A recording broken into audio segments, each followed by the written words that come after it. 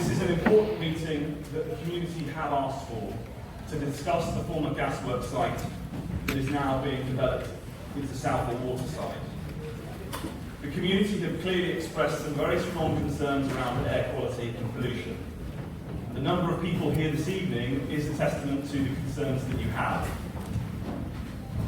Tonight is your platform to ask public bodies and the developer the questions that you want to ask. In terms of some housekeeping, we're not expecting any sort of fire drill. So if you hear the fire alarm, please leave the hall via the rear entrance. Do not leave to my left or right. There is water at the back of the room, should you wish to have any. The way that this meeting will run, firstly, is that each organisation represented on the panel will speak very briefly for 3 minutes to introduce their role in the context of air quality and pollution. At the end of those introductions, we will open the floor for questions. In order to make this evening the most productive, we will attempt to ask questions according to each of the organisations. The way that will work is first the Environment Agency, then the Council, Public Health England, and then the Berkeley Group. The panel this evening is very large, but not everybody's going to be speaking at the beginning. It will only be 4 people, 5 people. This evening we have Councillor Julian Bell, the leader of the Council, Mark Wiltshire, the Director of Safer Communities and Housing, Wendy Meredith, the Interim Director of Public Health, John Freeman, Regulatory Services Officer. From the Environment Agency we have Andy White, the Regulatory Environment Officer, Keith Spence, the Team Leader and Technical Specialist for Groundwater and Land Quality, Alex Chown, the Area Environment Manager for Regulated Industry. From Public Health we have Dr. Deborah Turbett, the London Deputy Director for Health Protection, Robbie Calnieri, the Head of Environment Standards and Emergencies Department, and from Berkeley Group, Damien Naden, the Operations Director, Carl Whiteman, the Divisional Managing Director, and some representatives from Atkins. In Southall Green, we have Councillors Jasper Anand, Kanjit Dinter, as well as myself. And from Southall Broadway, Councillors Jessica Anand, Karen Veer Dabal, and Karen Kanjit. Where's Mr. Sharma? Where is Mr. Sharma? So what I'm going to say to people, please, in terms of housekeeping for this evening, obviously people have very passionate views about this topic. When we open the floor to questions, please raise your hand. Please only allow one person to speak at a time. And stay on the topic, and I will try my very best to make sure that we facilitate this meeting to stay on topic in each of the areas. All views will be heard. Please listen to each other with respect. So first, I'd like to ask Councillor Julian Bell to open the meeting. Thank you, Peter, and thank you everybody for coming in to help us stand up. As Peter said, people are very concerned about what has happened, and that's something that as Ealing Council and as elected representatives of Ealing Council, myself and other councillor colleagues that are here tonight have been acutely aware of. The issue has been ongoing for 2.5 years, and throughout that period, residents have expressed their concerns, and they have asked us to investigate the problems in various ways. So if I go back to just over a year ago, it was first thought that there were problems coming from FM Conway plant in Hillingdon, in Hayes. And so myself and others, we went to FM Conway, we talked with FM Conway, we also, through officers and personally through myself, spoke to Hillingdon Council, who are the regulatory authority for FM Conway. I won't go further on that, but that is one of the issues that has made this particularly complex and difficult, and we have made some progress in making changes to that plant at FM Conway in Hillingdon. In terms of the challenges at Southall Gasworks, the waterside development, the acute problems started to come forward last summer, although I'd heard of the smells long before that. So almost immediately 2.5 years ago, when the soil remediation started, there were complaints from residents about the smells, and we were aware of those, and officers responded to those, and also councillors.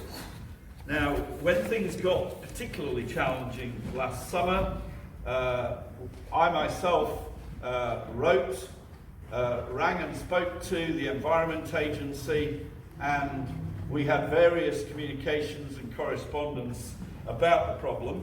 Obviously, myself and other councillors visited the site. We had discussions with Berkeley and about what they were doing and what the problems were, and obviously we spoke with residents as well. As a result of that, back in September of last year, the council held a special air quality scrutiny committee. That was held at the end of September last year. I went along because, as well as being leader, I have cabinet responsibility for air quality. There were a lot of representatives at that scrutiny committee. All of the people here tonight were at that meeting too. The Environment Agency, the Atkins representatives from Berkeley, and also some of our technical officers from the council and our public health officers. At that point, last September, the council asked, because of the concerns that were being expressed, Public Health England to look at the problem, and we ensured that they got 3 sets of data. They've now given us 3 reports, the latest one which came out yesterday. And the results from those Public Health England reports, which they'll be able to speak to, have been clear that the results obtained from the air quality monitoring indicate that it is unlikely to be a direct toxicological risk to the health of the nearby population. Now, they then go on to talk about odour. We know that there was a problem with odour. We've all smelt it. We've all recognised that it's a nuisance, frankly, and a bad nuisance. The council recognises that, but in terms of the way that the regulatory process worked, because of the ongoing works on the site, it was the Environment Agency that were the primary regulator, and so issuing a statutory nuisance notice by the council would not have been the way forward at that point without any support from the Environment Agency. And the data and everything that was being done to mitigate the odours did not say that that was the route to go down. What was done at that point was that I'm just coming to the end, but I think it's important to get these points over.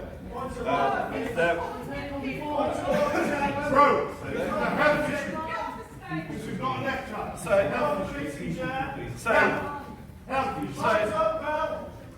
If you let me, I am finishing, Chair. So there were extra monitoring arrangements put in place last July as a result of the Environment Agency and the Council's intervention. So I think I'll leave it at that, Chair, but obviously I think we need to understand that the major works have now finished.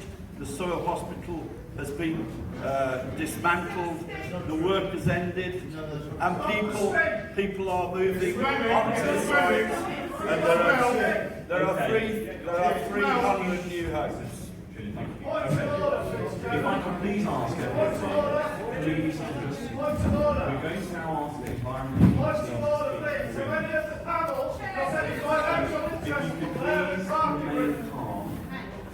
Please take a seat. Please remain calm.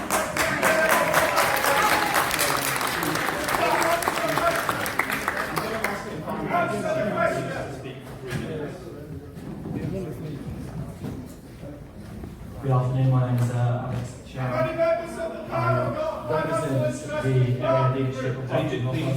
please remain calm. David, please remain calm. The public, your constituents have a right to know if any of you have a financial interest. David, we will open the floor for questions at the conclusion of the speech.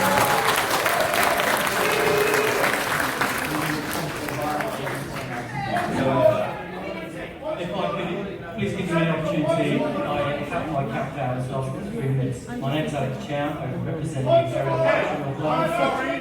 I am very, very sorry. I have a 5-year-old daughter. This is not Who's suffering from asthma and nosebleed. And if we I have a are able to 5-year-old hear daughter. from Listen to me, the please. Environment Agency After from this, Public I Health will England, be quiet. I have a 5-year-old daughter. we will open the floor. She is suffering from asthma and nosebleed because of... We don't need you to give them a chance to speak your speech. Yeah? The longer Online this concert. continues, And the you longer can't this make continues, this. What are you guys earning out of it? What are you earning out of it? Because my time is suffering. we will come to you when we get to that point of the meeting. My And time is I suffering. think That's the holiday in the we south will France with Berkeley Group spending. If It's a you good could thing, take sir. a It's a seat, good we thing. will Yes, come to you yes, at the conclusion of the contributions from the regulatory agencies. a whole lot of it. I'm going to ask the Environment Agency to continue. You stand up so we can actually see you. Yeah. Who are you? If someone gives me a roaming mic, because you may not be able to hear me at the back. You can be here. So few people can see you. Have we got a very good mic? Please, thank you. Can you give my daughter oxygen? Can you give my daughter oxygen? Okay, sir. You Please said a team of doctors and nurses around and not going to do on We are here to clearly provide some assurance and through question and answers. In terms of my responsibility, I represent the senior management here. I know that's what's been asked of the Environment Agency. We will explain through FAQs, I'm sure, in more detail. But our role here is around twofold. One, in terms of our inject through the town country planning, technical expertise around securing the target levels of cleanup and the science validation of that science. Bro, you ain't doing nothing now. And that's my colleague next to me, Keith Spence. Also, the other part that we play is in relation to the waste cleanup activity. That's a regulated activity under the environmental chemical regulations. That sits with us and my team. I have oversight of over 700 sites across Hertfordshire and North London. This is a priority site, which is why we resourced it, which is why we're here today. Thank you. And if I can now ask Mark Butcher from the council to speak. So, Ealing Council has 3 key roles in the Southall site. Its first is the planning authority, and you'll all be familiar with the planning history for this location. It has responsibility for ensuring the planning conditions.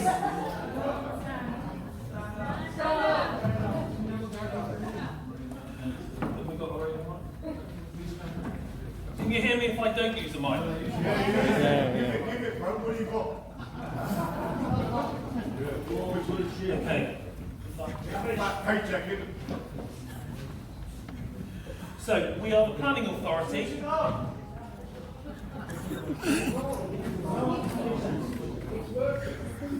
Basics, right? I have a question. Jean, please. You agreed to make some type of co-chair 2 weeks ago. Jean, please. At a public meeting, you said there would be a co-chair from the campaign for clean air for Southall and Hayes. Did you or did you not, Rita? A round of applause for this woman, please.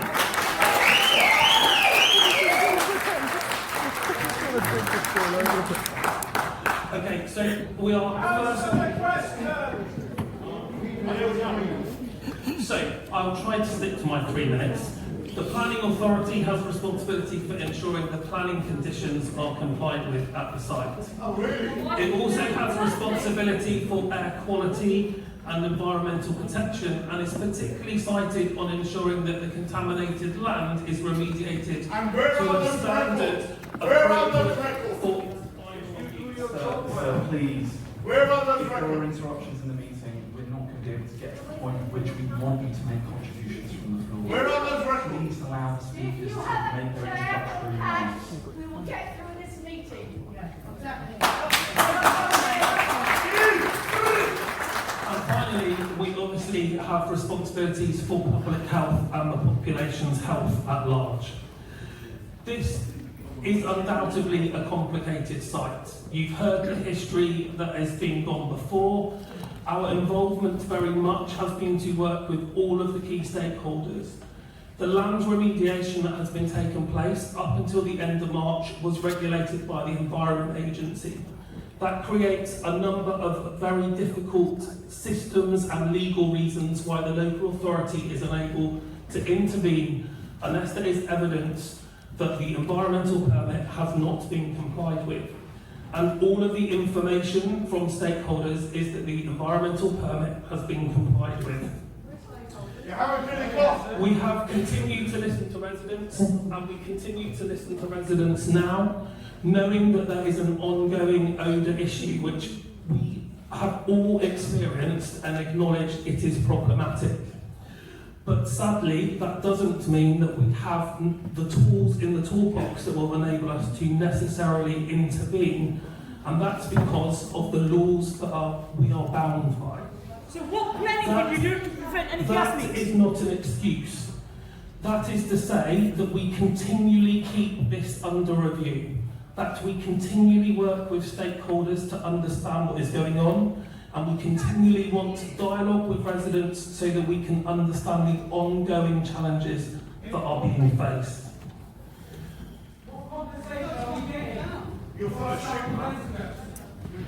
Okay. I'm now going to ask the representative of the public health Don't lie to the community. Don't lie to the community. We are the community. I will reiterate, we will open the floor to questions and contributions. Brian, please. Why are you not listening? There is World Health So, Organisation says there is Public no Health England of benzene are very in the electrical. air.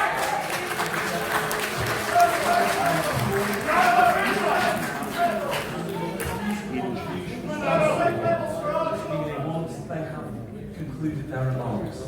Public Health England. My name's Robbie Cavaneri. I work for Public Health England. Our role is to protect and improve health and well-being and reduce health inequalities. We do this by providing advice and guidance to government, local authorities and the public. We have been asked in this instance to provide advice and public health risk assessment, Please allow him to finish. by assessing the air quality monitoring data, and we'll continue to review the air quality monitoring data and update our risk assessments as this is ongoing. Thank you. I'd now like to ask the representative of Berkeley Group to make a comment. Good evening. My name is Carl Whiteman and I'm Divisional Managing Director of Berkeley.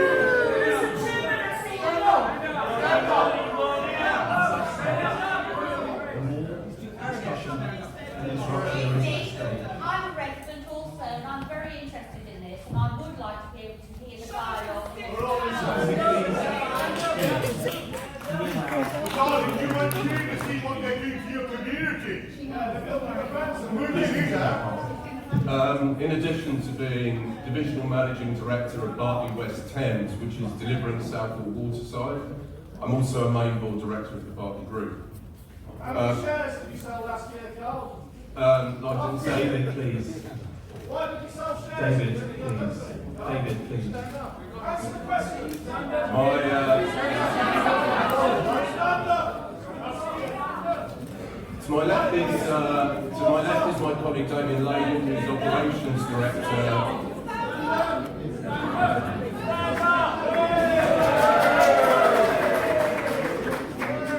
Can you hear me now? To my left is Damien Lane, who's Operations.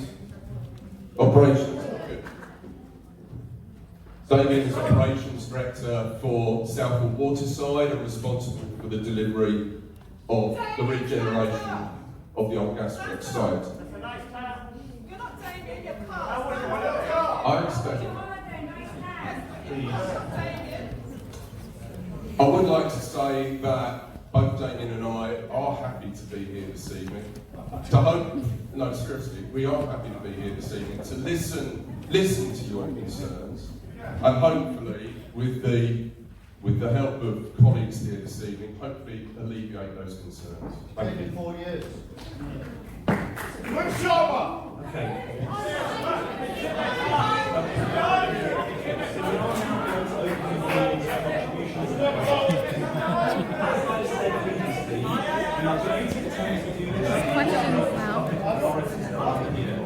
So at this stage, I'm very interested in hearing contributions specifically directed towards the Environment Agency. So there is a roving mic. Please wait for the roving mic to come to you. If you want to make a contribution, I'm very welcome.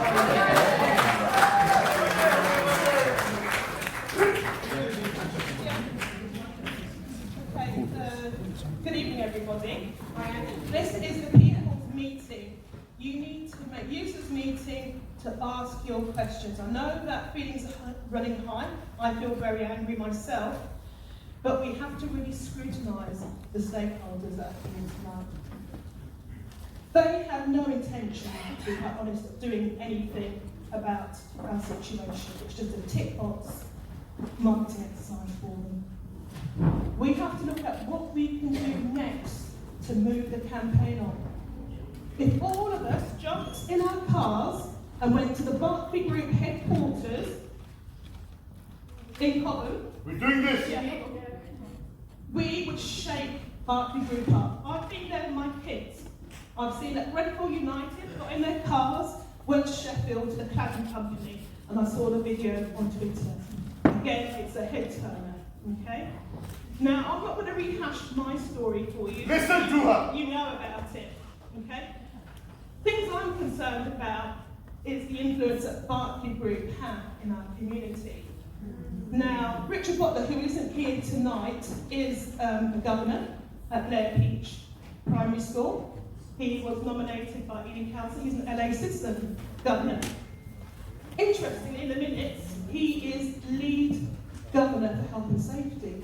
And I said on Facebook, that's like putting a bank robber in charge of bank security. It is outrageous that somebody like that is in a school. It is a clear conflict of interest which Ealing Council refuses to accept. Cash had a meeting with Tony Pitchley, Carl's boss, and Damien's boss. He made it clear it was my idea for Rich Butler to be on the board. We have a recording, and I will transcribe it. That is how much influence and power Berkeley Group have in the community and on the council. They go into local schools.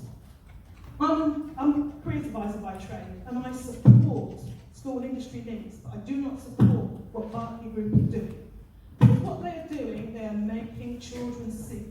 So they won't have the opportunity, because of sickness, to get the qualifications that they need to progress and flourish. This is what they're doing. It's all about PR to sell the flats.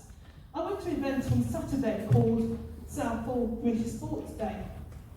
Berkeley Group had a gazebo there and flags. They were all over the event. They also had a Berkeley Group photographer there. It was simply a marketing exercise for them. How can they be a supporter of the Let's Go Southall Health Project and at the same time they are killing the community? Make no mistake, they are killing us. Okay? It is a catastrophe that is happening in front of our eyes, and it has to stop.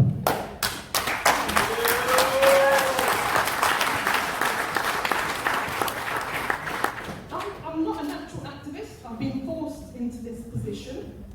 Okay? But if all of us do what Grenfell has done, march the street, you did it 40 years ago when the National Front were marching through Southall. You repelled them. You were successful.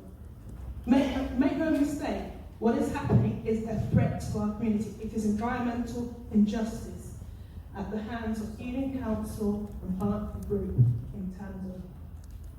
I mean, I don't want to dwell too much on my story. I'd like to actually say to you, don't just think that this meeting will resolve what we're experiencing, it won't, because I've got no intention of taking any kind of enforcement action under the Environmental Protection Act against Berkeley Group. What we need to do is to get active, take to the streets, to march. I said to somebody, I was so deranged one day, I was driving on Pump Lane, actually it was Joe here. I said I felt like driving into the gates, but my rational mind took over because I've got 2 children to look after and support. But that is the impact. It's made me a very angry, aggressive person because I'm not able to protect my children in the way that I would like to. If you don't know about Cash, we have a very active Facebook group. Please join us. We're also on Instagram. I'd like at this stage to hand over to Joe Sidhu, who's recently joined supporting the campaign. You may have heard him on the Vanessa Feltz show or read about him in the Observer article, because he's really part of moving this campaign forward. Joe, can I hand over to you?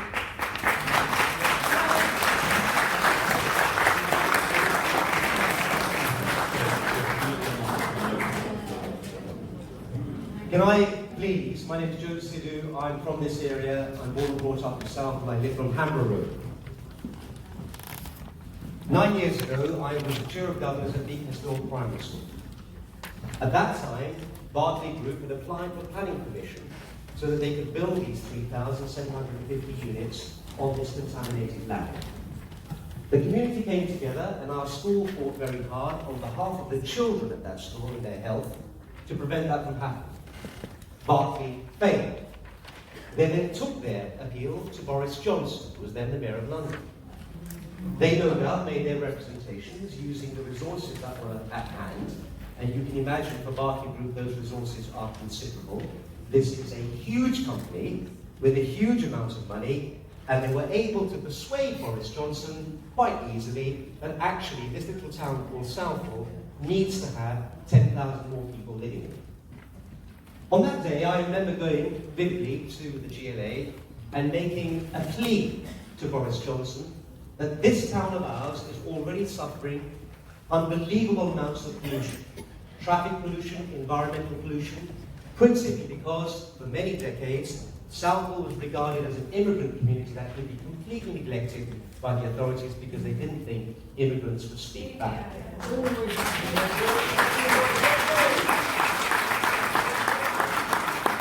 I pleaded with Boris Johnson, I said to him, Mayor, do you appreciate that what you are about to make a decision on could have repercussions for many years ahead, indeed decades, for the health of our community?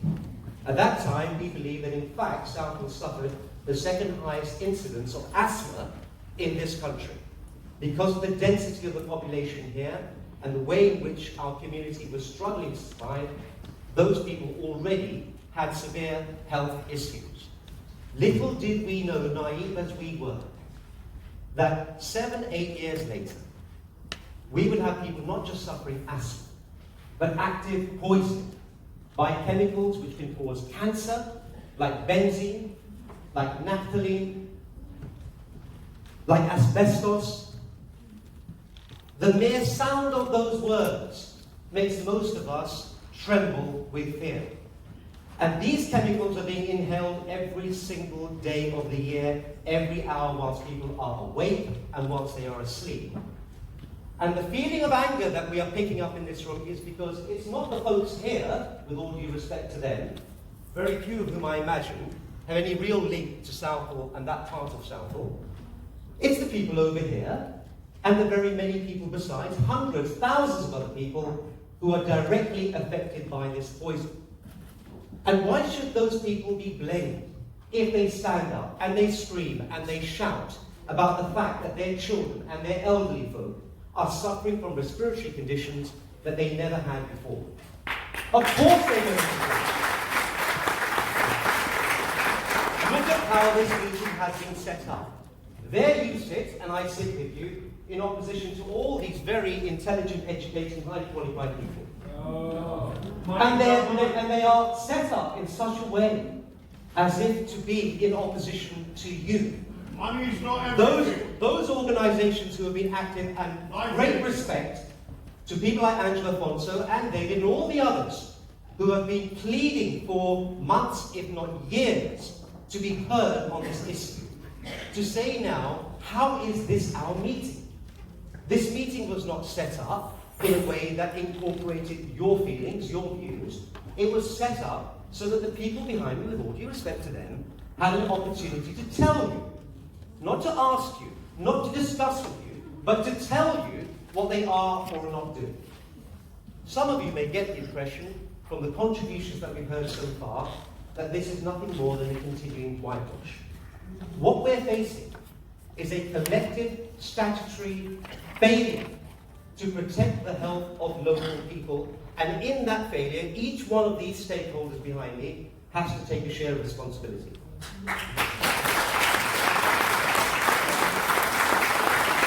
That means the Environment Agency, that means Public Health England, that means Public Health Ealing, and that means our local elected politicians who have been, we understand, performing some kind of oversight over this whole debacle.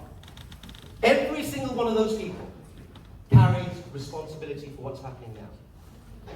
There is no surprise that there is a lack of trust between the community and the people behind it. What do we need? We need the truth.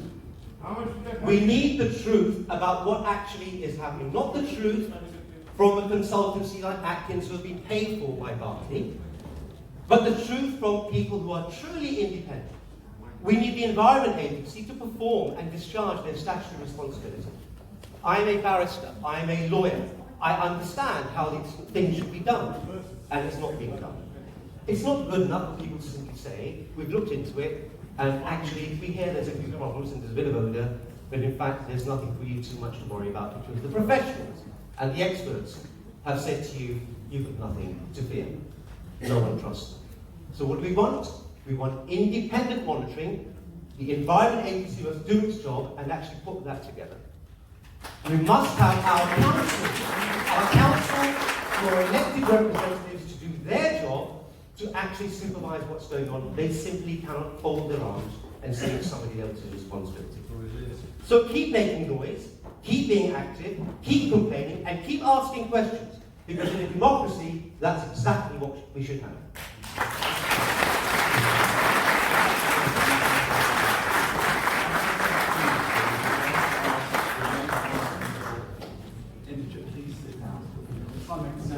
Indigent, please sit down. There are people who've been waiting to ask questions from the floor. Actually, people instead. We have a co-chair from Cash now. This gentleman has hand up, and I would like him to answer the question.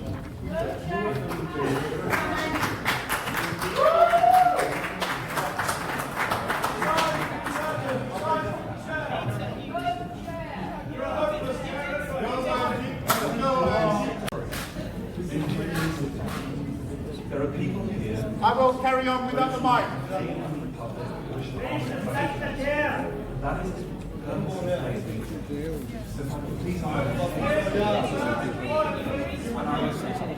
will ask you to could you please sit down?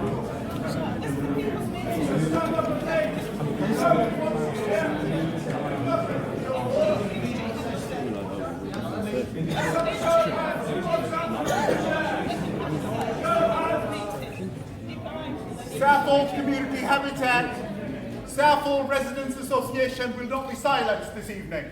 We will speak as one. This council has let this community down. We are here this evening. Thank you for that, Peter Mason. That didn't take long. My name is Inderjeet Singh. I'm going to follow on what our colleagues have been contributing this evening. I advise Southall Community Habitat, a new charity that's trying to solve the housing crisis in Southall, the homelessness that we're affected by, and some of the other issues that are affecting our community like addiction, so on and so forth. Joe Baku, who sat next to me here, who just stood up a few minutes ago, is the chair of Southall Residents Association. We have issued a joint statement this evening, and I want to focus on that. 10 key points have been issued by us. We want action. We don't want words, hollow words, and we don't want to weaponize this particular issue either. We want an inclusive approach. We want organizations sat around this table to work with us, not against us.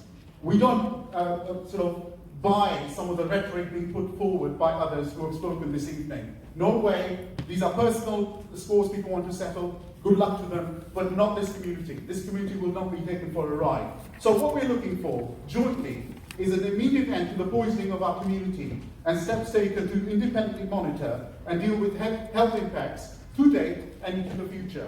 On that point, I want to ask Dave Singh, who's sat in this audience, who's actually done independent medical reporting on his own health. He stated that in a public meeting on the 29th of June outside the Broadway, well, inside Broadway. Can you stand up, just give us 30 seconds as to what they found in your body?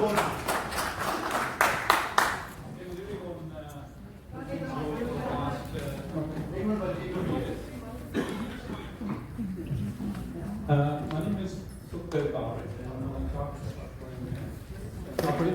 I've been living on Woodlands Road for the past 2 years since my father passed away.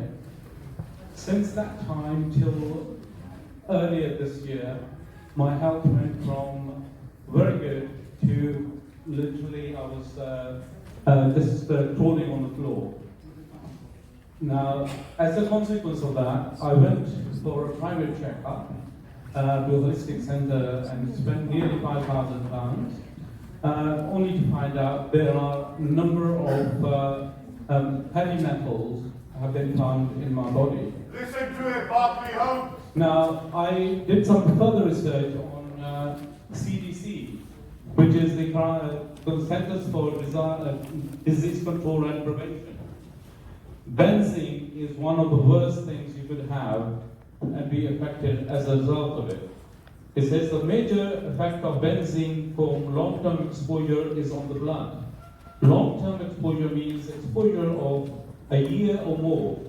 Benzene causes harmful effects on the bone marrow and causes a decrease in red blood cells, leading to anemia. It can also cause excessive bleeding and can affect the immune system, increasing the chance of infection. Some women who breathed high levels of benzene for many months had irregular menstrual periods and a decrease in the size of their ovaries. It is not known whether benzene exposure affects the developing fetus in pregnant women or fertility of men. Now, these issues have also an effect on the heart system, and I am now actually on a waiting list to have a triple heart bypass. Now, I don't know when I started, I didn't know why that was there, but now it all seems to be coming together. Thank you very much. So this is not an isolated incident. This is not an isolated story. So you heard it from Sukhdev Singh, a resident of Southall, directly impacted by this. So the second point on our 10-point plan is we asked Public Health England to institute independent medical investigations and publish the data and compensate the people in the community affected by the gasworks site. Third, we want Environmental Agency and Ealing Council to institute urgent safeguards with Public Health England and the local CCG to our primary schools in and around the gasworks site to protect the health of all our children, young and old, and the school workforce. 4, we call on Berkeley Group to provide the data to the current and future occupiers on the former gasworks site on the potential health implications of living on the decontaminated land through their registered providers like housing associations and their communication channels. 5, we call through the Southall Community Habitat that we deal with this community emergency on several fronts with practically deliver with and for the people of Southall, starting with the provision of genuine social housing run and controlled by its membership and the local people. 6, we want the council and developers in Southall to commit to working with local communities led by the Community Land Trust, Southall Community Habitat as a charity, to help address the housing, climate and austerity-fueled crisis. Number 7, commitment from Ealing Council.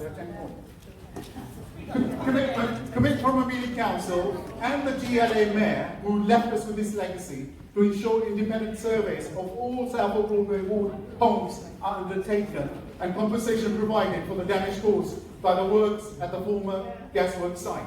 Number 8, regular quarterly meetings with the people most affected in Southall Broadway ward to address our concerns and to engage with local community organisations which are led and supported by the community. Number 9, Southall Community Habitat and Southall Residents Association do not rule out taking legal action into the future to protect and uphold the interests of local people. Yes! This is not our favourite immediate position, and do not support any legal action, as it's taken us 5 years to get the council to hold this public meeting to address our concerns. Number 10, and the final one, brothers and sisters, Southall Community Habitat and the Southall Residents Association work with credible and also representative organisations or agencies to achieve people-focused outcomes for our immediate and long-term goals. Thank you.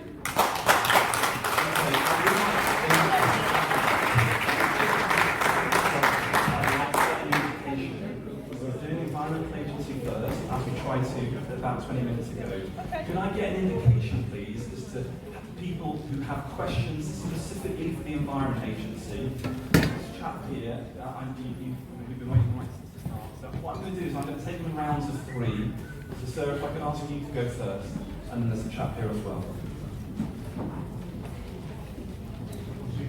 My name is Salvador Dillon. This is not the first time we've had meetings to educate our community, to put our community into us becoming endorsing plans in favor of big multinational organizations. There's only one question facing us.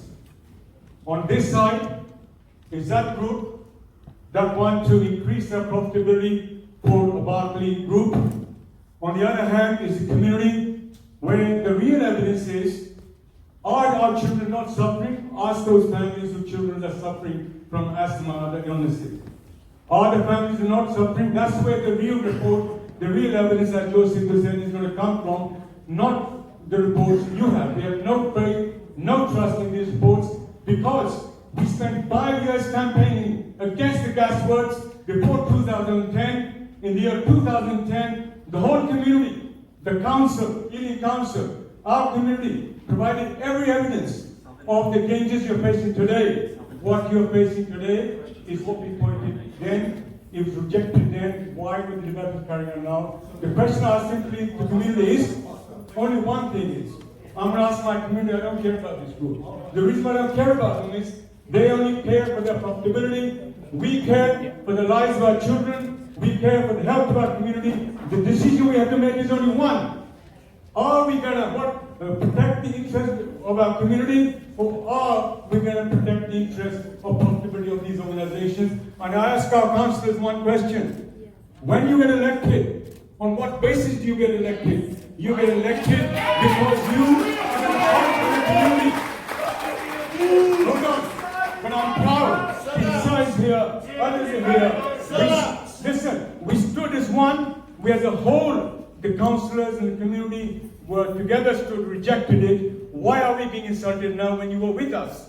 Why are they insulting us when we won a unanimous decision, rejected the gas development? All when he was here, I only ask one thing. We are on the side of the community, not on this marketing sales pitch. We didn't come for this meeting. We want our own meetings when you hear to us and uphold our democratic wishes and human rights. Thank you.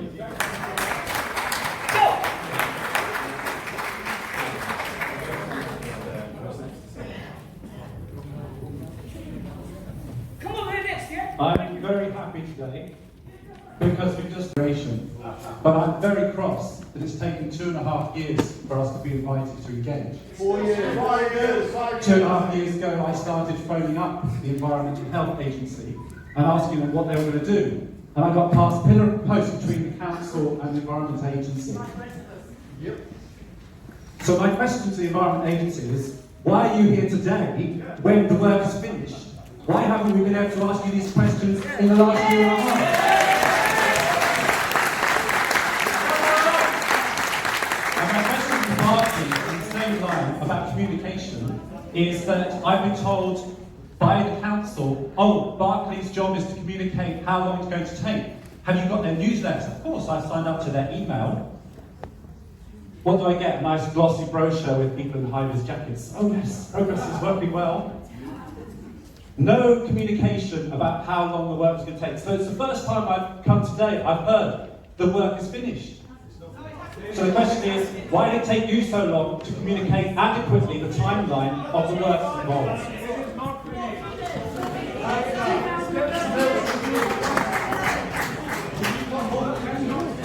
The reason I'm standing is because I want to see the picture, I can see all hands, and I do want to make it. Can you not see this single paper? We're not here There for is 5 a minutes. lady at the back, people.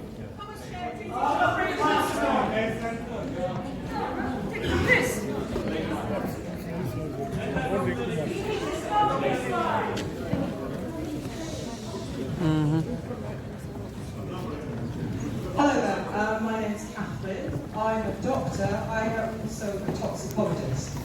And I have a question both for the Environment Agency and Public Health England and Public Health Ealing. We know in the community that people are reporting symptoms.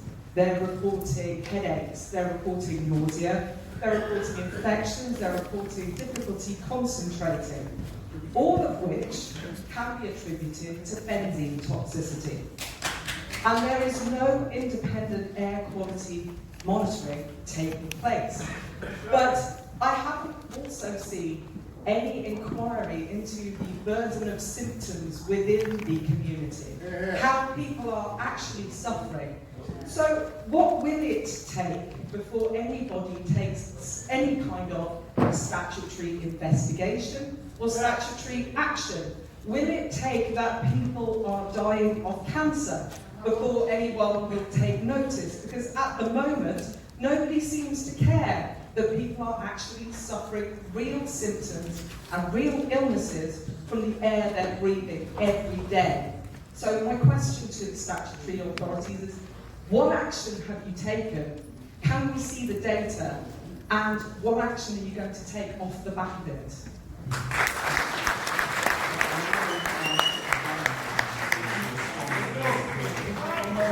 We will then come back to the floor for further questions. So the Environment Agency, and I will then call Public Health England. Thank you. Thank you, Chair. I think it's fair to say that it is challenging with regards to the variety of different regimes. If I get given a hand mic, I will happily stand up. But I think it's clear to say, from the purpose of communication, that we are actively responding to queries that come to us. We are clearly accessible as an organisation, whether that's the free phone hotline number, that's a 24-hour number, whether it's through your elected officials, whether it's direct communication ourselves. So with the gentleman who's concerned about communication, if there's specifics that we haven't replied to you, I'd like to hear about it, but we have responded to every query that has come in to me or to my department. With regards to the air quality, yes, the local authority own an air quality strategy, so they're best placed to talk about that. But on the site specifics, within the submission of the mobile plant, the soil hospital that's been referenced, which we commissioned effectively in March, very first week in April, that has a monitoring strategy. And Public Health, who can obviously comment, have been diligent in publishing that report, which is available for yourselves. So there has been a process of learning and listening to yourselves, particularly I suppose mid last year, there was a gear change in understanding the evidence of concern. And we addressed that with those professionals associated with the development, so that will be Atkins and the Berkeley Group and their remediation. So the data, we're an evidence-based regulator. And that's what we managed to collectively gather is evidence. So the Environment Agency can refer to that evidence. The permit that we issue is very specific around evidence. We will intervene when the evidence is there. And absolutely, the developers understand our regulatory role. So now I'm going to ask the Public Health England if they'd like to make some. last September. We want answers. Yeah, in relation to the question about the benzene and the health effects from benzene, those symptoms of headaches and nausea, lack of concentration, can be caused by a whole range of compounds in the environment. Benzene is present in the environment for a range of compounds. I'm trying to get as close as possible to that. And the key thing is the levels of benzene that are protected at the site boundary are within and below generally communicate air quality standards. However, we recognise the nature of benzene. We would want to see the levels as low as is reasonably practicable.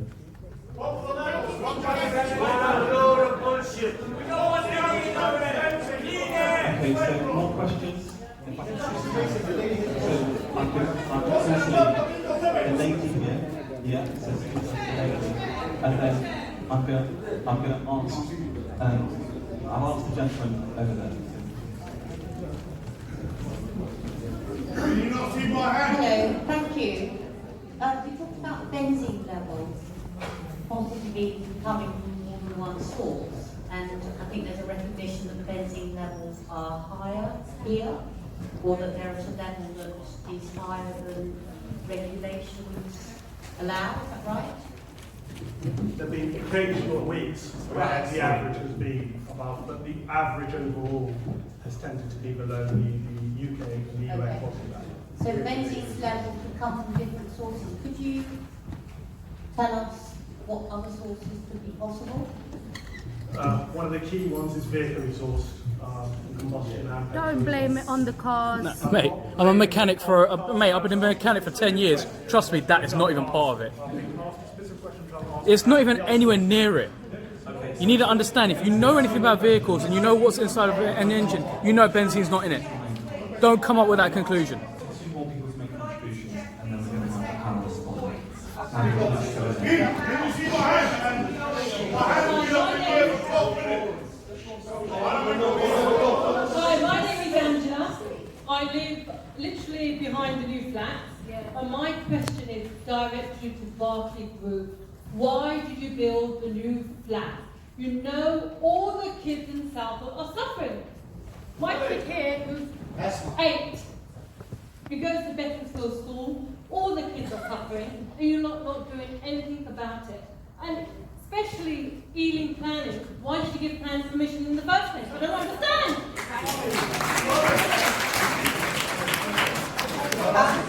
I just want to come back to the Public Health England point. Yes, there might be many different sources of benzene in the environment, but unless you are doing an epidemiological study of symptomatology in the community, you won't know for certain whether or not it's coming from the gasworks site. Have you conducted that study?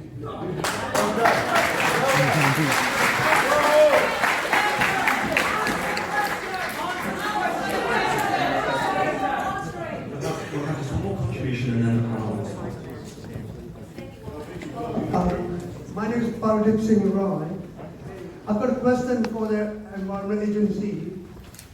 Would you release the EIA, the Environment Impact Assessment of the site, before development started? All gasworks sites contain known carcinogens or cancer-causing chemicals. And these are now being released into the air in Southall. And also, World Berkeley has confirmed that they deodorize the chemicals they're using so that people can't pick up on the odors that is affecting the health of people in Southall.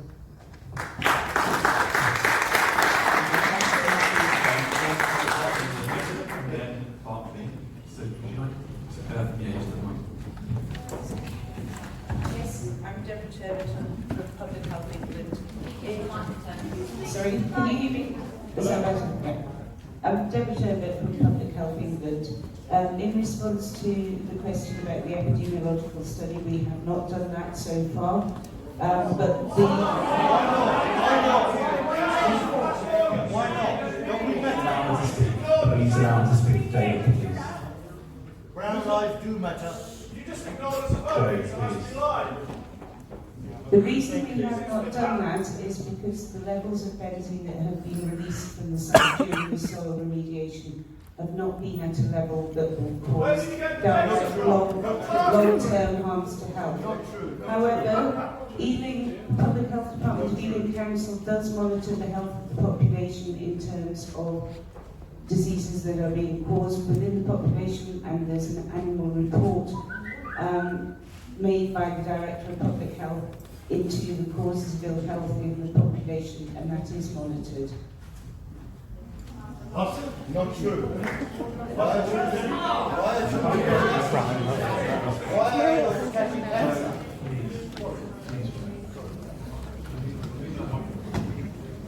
Hi, I'm Wendy. Wendy, switch the mic on, darling, yeah? Thank you.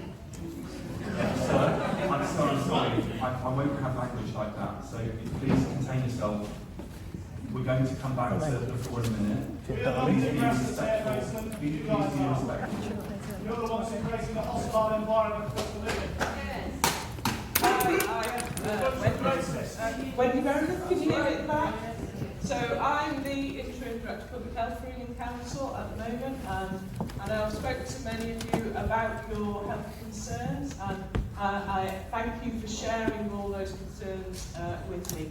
I was the person who asked for my colleagues here in Public Health England to actually look into the health concerns that you shared with me. And they've done their risk assessment based on the air quality information available, and have concluded, based on the information available, that the risks to health are low. So based on that, it's very... what about the evidence in front of you? I trust them. Well,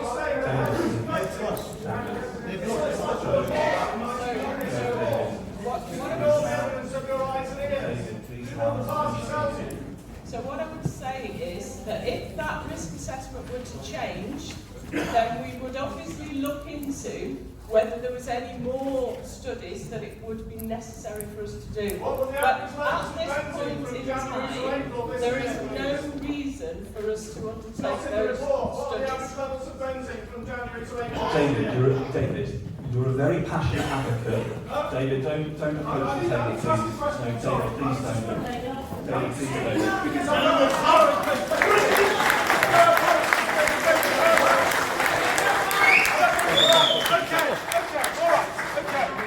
Okay, now then.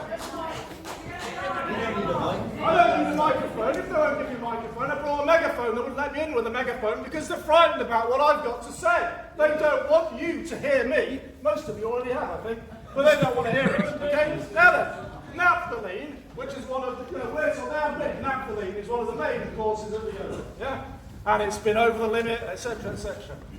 Now then, I did a bit of research, I'm going to be doing a bit of digging of my own maths, yeah?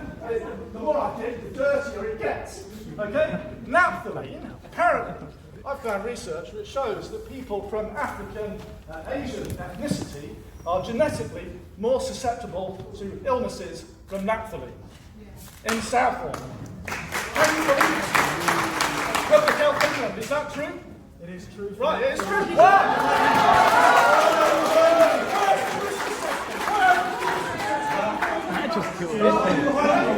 Now then, second point.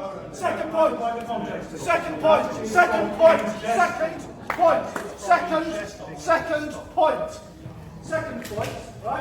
Benzene. The Public Health England report was issued yesterday. Amazingly, the day before this meeting, the last report was issued yesterday. Well, I read it, and I thought this is interesting, because in the second report, they really helpfully put a comparison table. Yeah? So they did 3 reports. The first one was looking at the data from weeks 1 to 17, I think it was. The second one was weeks 18 to 20, or 25, something like that. The third report was from January to April this year. In the second report, they compared the first period during the heat wave last summer, when they told us that was the worst of it. That's the worst it could possibly get. You know, it won't get any worse than that. That'll be the highest levels of poisoning you can expect. It's going to get better, don't worry. They did this comparison table. The levels were higher in winter. Can you believe it? 1.5, 2.5, 3 times higher in winter. They didn't do the comparison table in yesterday's report. I thought, that's a bit strange. Why didn't they do that? That was really useful. So I looked at the data and I thought, I can put this in a spreadsheet I do spreadsheets at work, it's great. I put it in a spreadsheet, added all the numbers up, did a bit of subtraction, multiplying, worked it out for myself. Do you know what I found? Levels of benzene in January to April 2019 were 6 point something. Yeah? What's the legal limit for benzene? 5. It's 5. So it's above the legal limit for those 4 months. They will say, oh, it's the average over the year. But they've been lying to us again and again and again and again and again.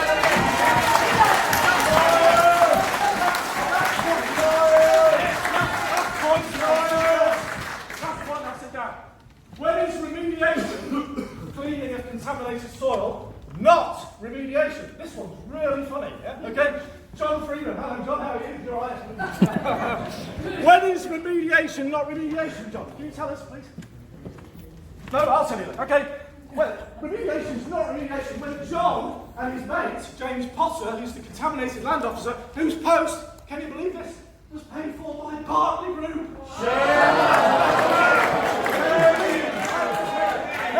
Well, James Potter says, because we found planning documents which says that, no, Berkeley and Ealing Council telling us the remediation's finished.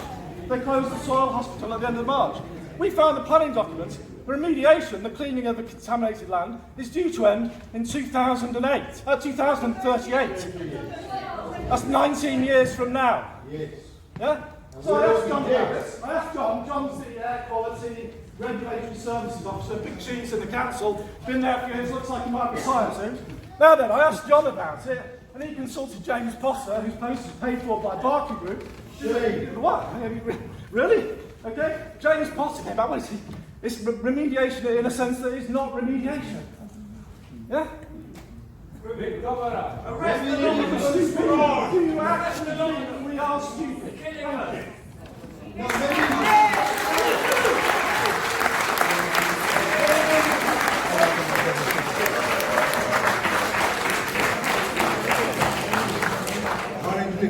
You should run your development for you.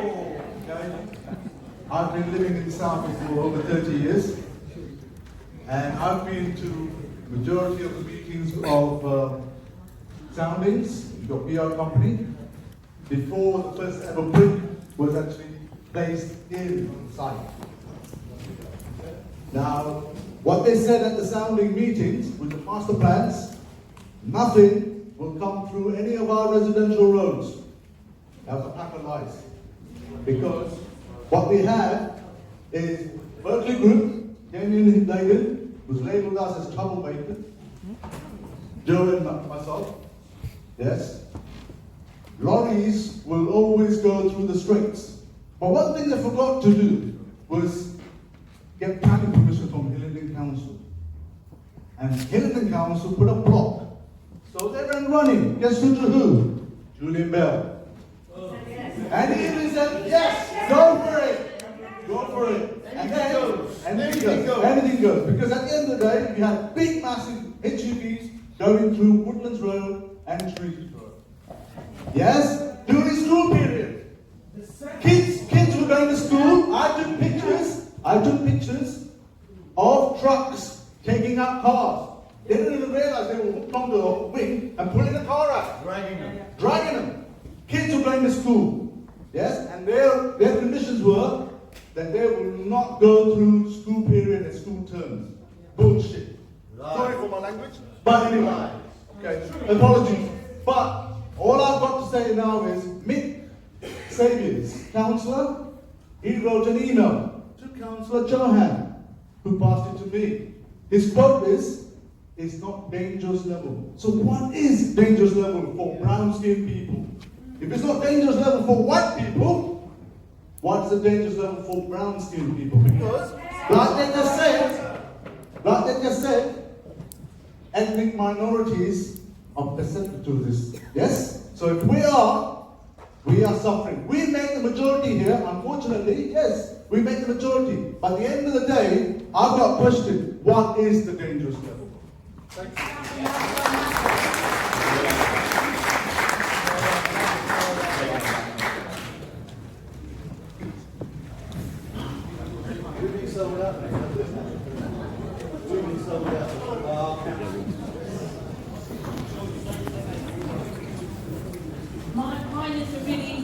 question.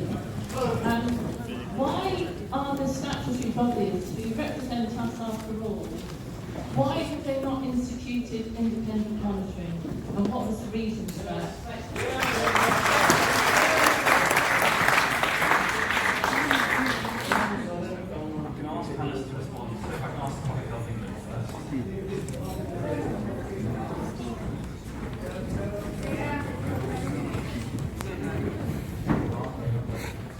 I'm happy to try and answer that. Can I just ask, clarify, independent monitoring of what? Data. So we have looked at all of the data provided. Sorry.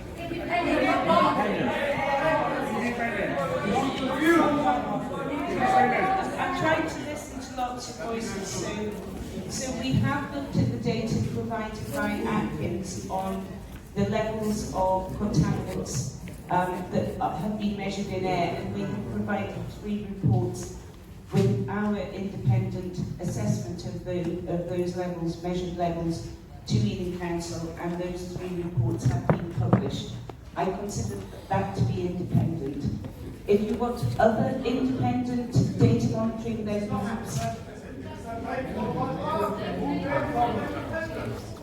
So if you want other independent monitoring of data, if somebody collects that data, we can independently monitor it. Then if you define for me what you mean by independent of whom?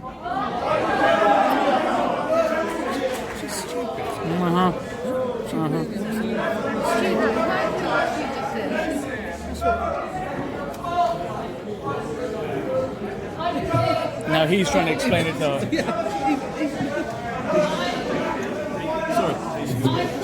Sorry. I live in Canada, and I became interested in air quality about 18 months ago because there was a terrible, terrible smell impinged at me for several nights on the road.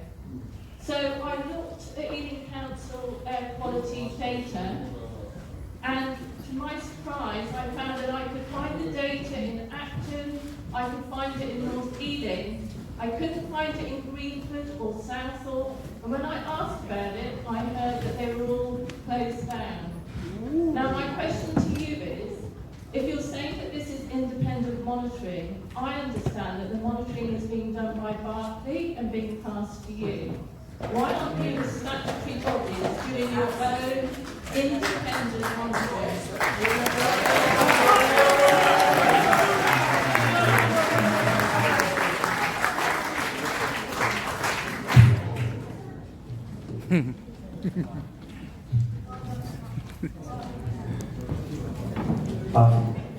The assurance I want to give you is that the application of the regulations, national England and Wales sort of regulations, are being applied here and consistently applied. So we don't do our own monitoring. It is the industry. The industry recognises that and has the appropriate expertise, whether it's in-house or outsourced, and all the validation that obviously follows. Maybe I can explain a little bit about their technical competencies, but from a regulatory perspective, the environmental permit is a legal lever that we hold people to account, and we're assured of what we've seen and we're satisfied with what we're purchasing.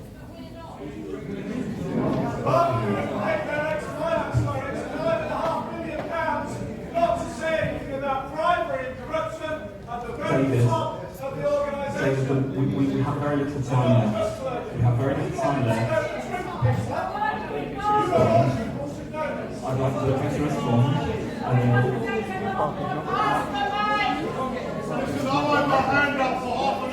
Yes, sir. And we're going to come to the floor in 1 second. Come on now. Can I just please comment on the independency of the air quality monitoring? As Alex suggested, it's a highly regulated area, and we have to operate as a developer under those regulations.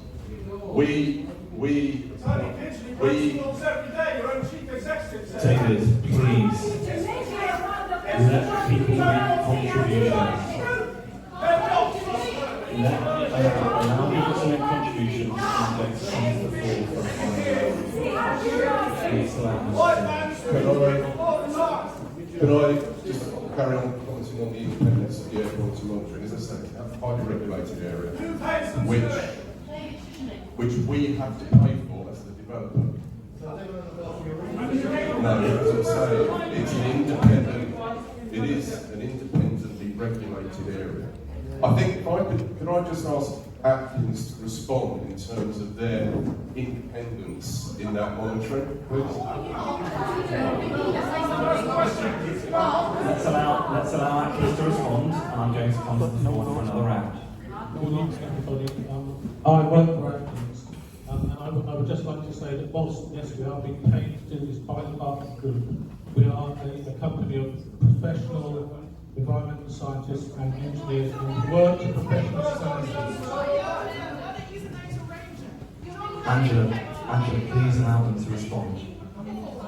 Please allow them to respond, and we will.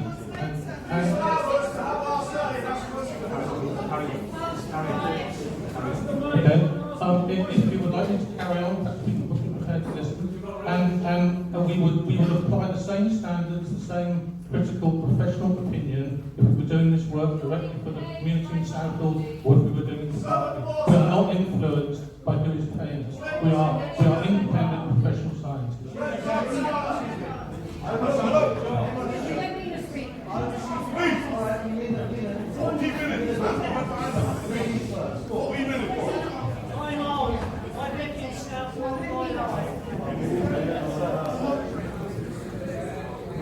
When I came in, I thought it was the last summer. But only one of them nights. I've been here all my life. This is the worst time I've ever known in my life. I was here when the war was going on, for God's sake. Bombs were dropping. This is worse. The worst kind of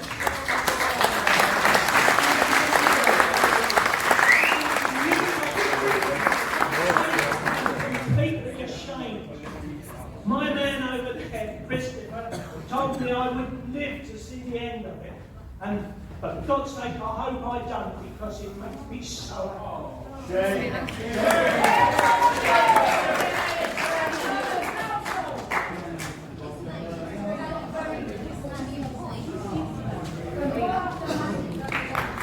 Can I direct this question to Carl? Hello?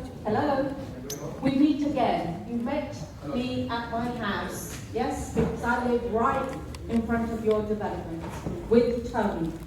You said to me you would put a monitor in my house so you could monitor what the air was in my house. Why did you not do that? And I had 2 family members who have got cancer, and I want to know why. We'll come to the gentleman in the New York hat. He will. I'm not sure the answer to that round. Okay. Guys, thank you so much. First of all, I have been a Southall resident for 44 years. Born and bred, London, England. Yeah?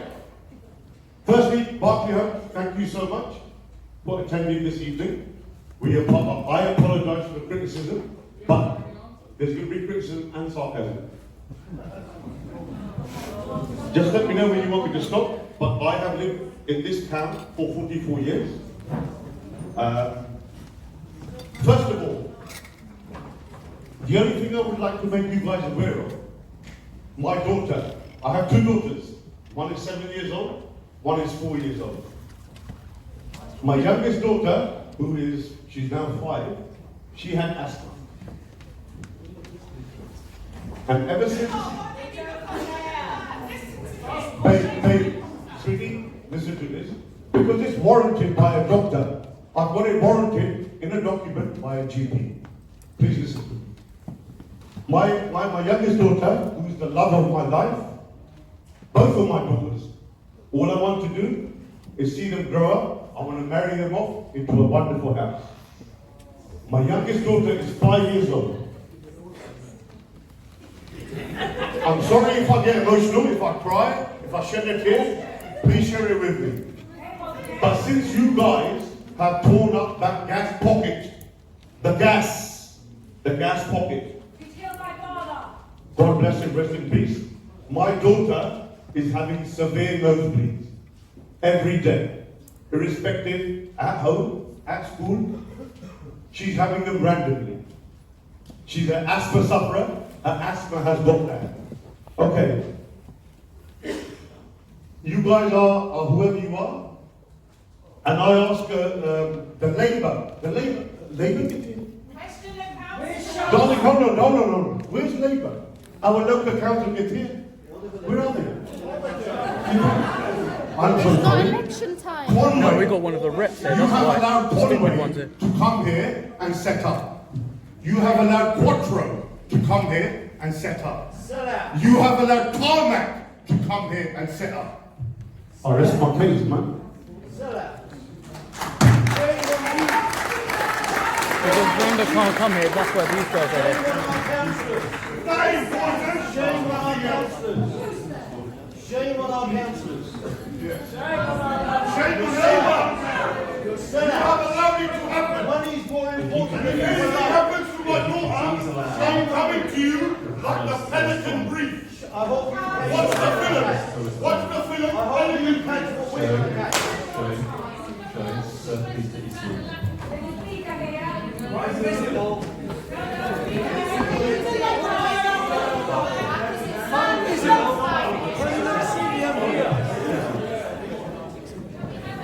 Please sit down. Okay? Allow the panel to respond.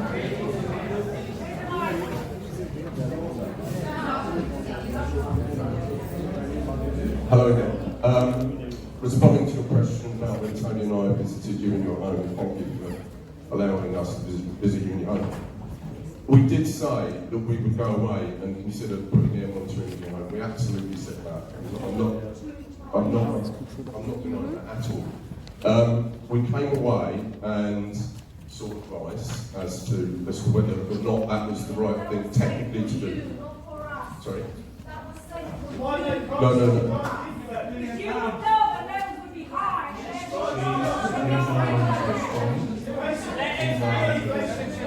I think I'd like if you wouldn't mind to ask Atkins why that would have been appropriate. I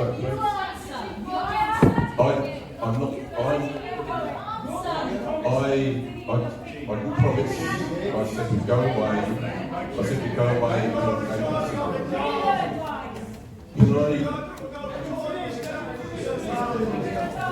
Can I ask Atkins just to take that precedence for why it would be inappropriate?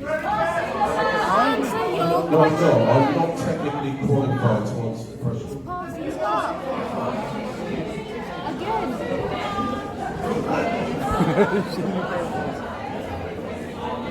If I can ask people to take their seats, please take your seats. Maureen, please take your seat. If I can ask people please to take their seats. Joe. Thank you, everybody. Was Carl did have that conversation? As he says, he's not technically qualified to decide whether asbestos is to monitor. And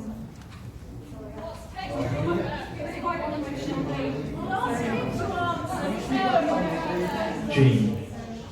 No, Jean, please take your seat.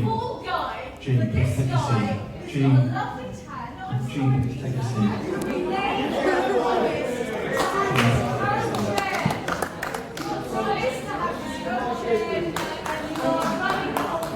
If you would like the questions to be as is usual in all developments across the UK,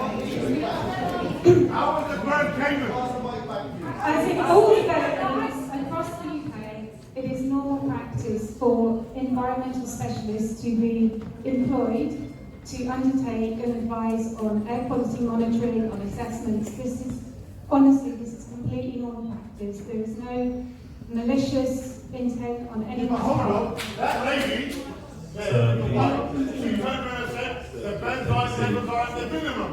There should be no benzoin. Please take your seat. Monitoring inside people's homes There should be no will benzoin. not necessarily give Berkeley's the information that they require in order to control emissions coming from the source. So that is close to the soil hospital.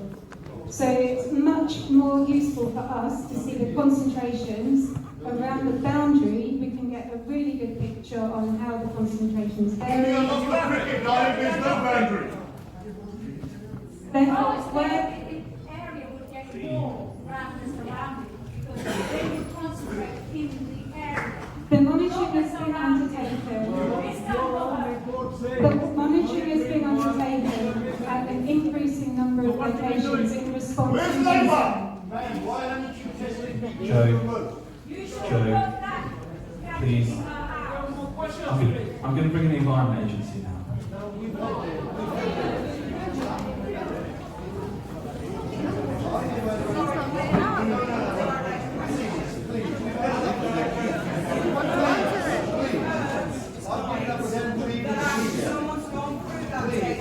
And demonstrated that the benzene levels in the air are above the recommended limit. Our public health division now goes to do an epidemiological study. And then we'll ask public health environment. I think we have effectively answered this question in terms of the monitoring strategy, which is through the environmental community, and there's a very defined catchment area in that regard. We don't have environmental health remits, so we wouldn't do monitoring individual dwellings. And public health We get the study that we want. Please, can you answer that? Public health England. Because CCG reviews to come in this evening. Why don't you stop doing any other work and do the research? In the last the question about benzene, as you will see, there have been occasional weeks where the benzene level has been above the How much money have you been paid? That does not require or present a threat to health because you're comparing 1 week against a whole annual. How much money you been paid? Stop doing your work! Put your work on hold! Do your research! Yeah, I really do think I was invisible. Do you know what? One of the problems that they've got here is that none of us wanted this development in the first place. We campaigned against it because it was a greedy development on poisoned land that had been lying there where nothing would grow, with carcinogens or risks of chemicals, which I've got here from when we campaigned in 2004 and 2005, and the Labour Council eventually turned down the planning development. Then Conservatives got in Ealing, and again we campaigned, and again they were forced to turn it down by this community, only to have it undemocratically overturned by Boris Johnson. And one of our concerns, in fact our major concern all along, was the health of local people, not just the fact that it was a horrible, greedy, inappropriate development that wasn't there for the needs of the community. But during all of that campaigning, there were concessions made. It wasn't Berkeley, it was Castlemore. Because what they do, they get planning permission. Once they've got planning permission, then it's Christmas, isn't it? Then they sell it on to somebody else. But they did promise, and I'm absolutely sure it's there in council minutes, that they would pay for a council environmental health officer to monitor on behalf of the community. And I'd like to understand why there isn't such a paid-for council environmental health officer. For example, they said at the time, this is June 2005, odours. Remediation occasionally produces pungent odours, and these would be assessed regularly by site observations. at each excavation area. Promises, this is all before they got the planning permission. Prompt reaction plans for suppression would be in place. Where proximity of the public and wind direction demands, odour suppression measures would be taken. All of the promises that were made at that time just seem to have floated away once they got the planning permission. And really, I don't believe, there was, I don't know if you saw it in the newspapers a couple of days ago, there was a report that children living in Birmingham have their life expectancy shortened because of pollution in the area. And it's not uncommon in highly polluted areas because we've already got pollution here. We've got airplanes going overhead. We've got an industrial area, so we're adding to that. And you know, it is children's lives that matter.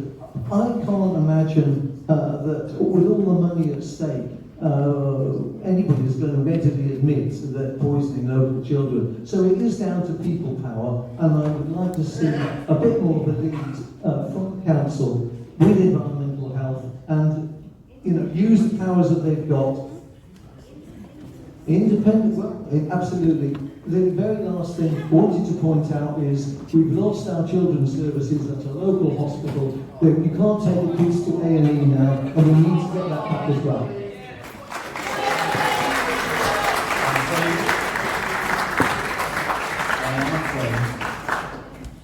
We are now out of time. No, we're not out of time. Shut up,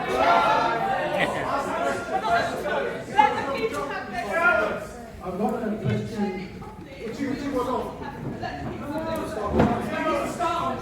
I'm afraid we are out of time. I've got a question for Berkeley Homes, and that's to do with the staff that they employ on the construction sites.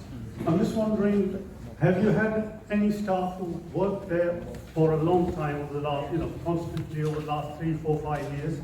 And also, if you carry out any kind of monitoring on the people who work on site, that would be quite, interesting to find out.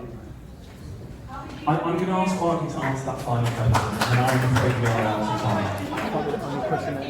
I'm afraid we are out of time. If not start on time. Take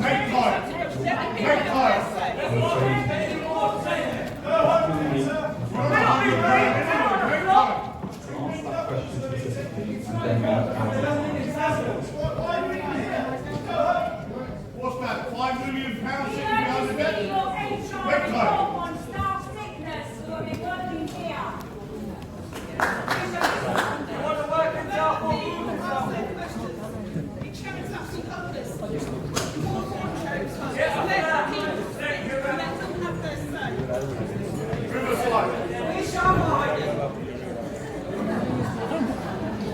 Sorry, sir.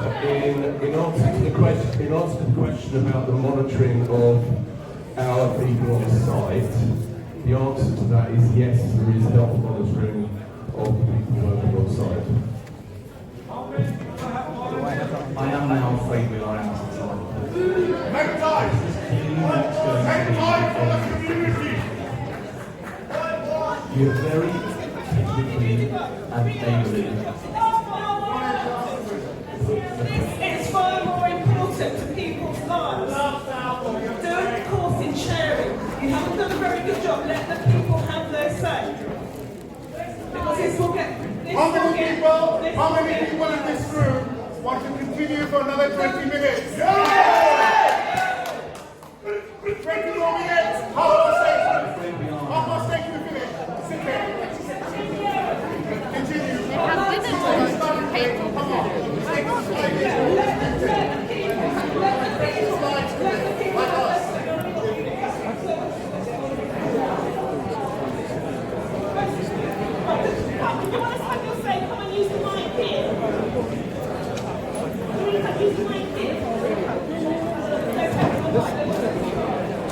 Here we go. Here we go.